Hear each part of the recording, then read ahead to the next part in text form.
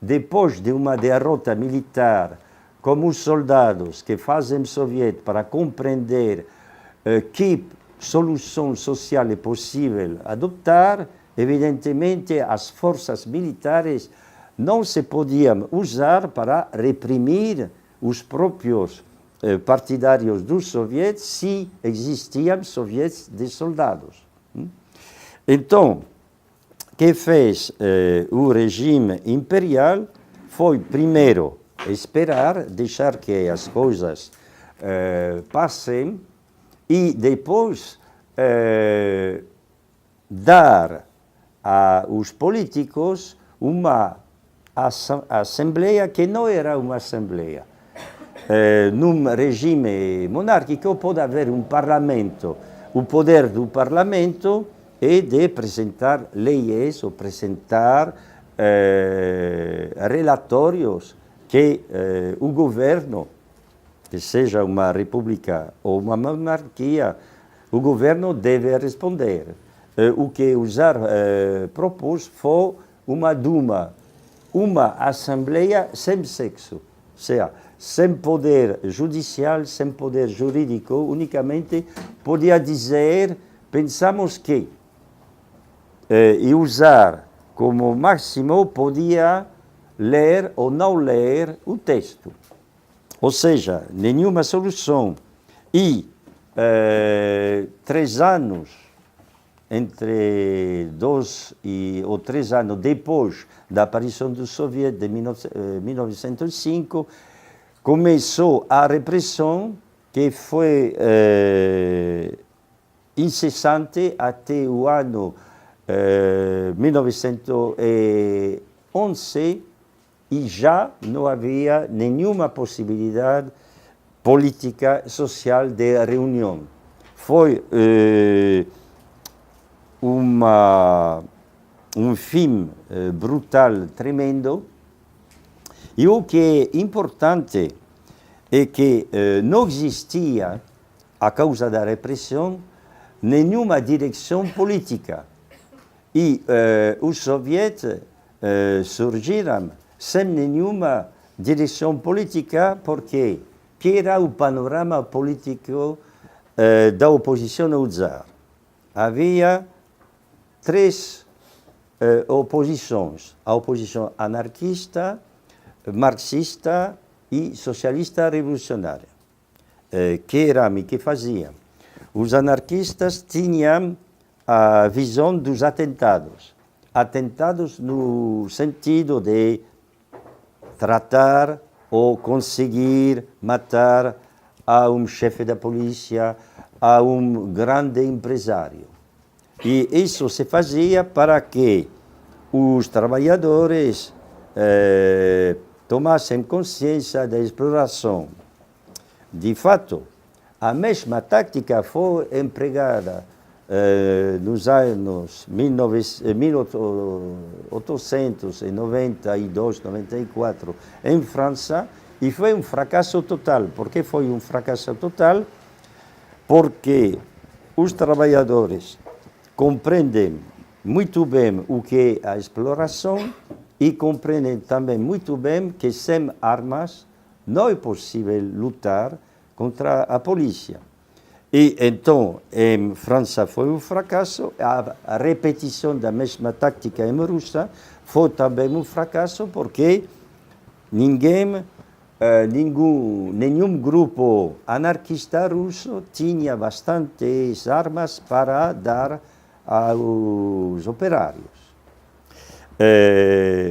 Mas, evidentemente, os anarquistas defendiam um câmbio imediato da sociedade através de grupos coletivos livremente coordenados. Estavam divididos em 2 tendências que tinham o mesmo alvo: a criação de um grande partido proletário através das eleições. Uma coisa que era muito difícil, primeiro, porque havia uma vigilância, um controle muito grande dos partidos políticos por o governo czarista, e porque as eleições somente era possível para os cidadãos que podiam pagar o direito de participar nas eleições. Ou seja, que os 94 milhões de camponeses, os 12 milhões de operários, de feito, estavam apartados. Ou seja, a política marxista era uma, digamos, uma impossibilidade prática. Os marxistas estavam divididos entre a social-democracia, que tinha também sindicatos, e estava dividida entre um partido que se chamava bolchevique, porque durante um congresso em 1903, a partir de muitas manipulações, uma tendência tive a maioria. E essa tendência se chamou bolchevique, maioria, e a outra tendência foi chamada menchevique, pelos bolcheviques, ou seja, minoritária. Na prática, até o ano 1918, os bolcheviques eram os marxistas minoritários e os mencheviques eram os marxistas maioritários. E a diferença entre menchevique e bolchevique, ou seja, a tendência bolchevique de Vladimir Ilyich Lenin, era que, para Lenin, o sindicato não era útil porque afastava os trabalhadores do partido. O partido, unicamente o partido, tinha que organizar a vida política.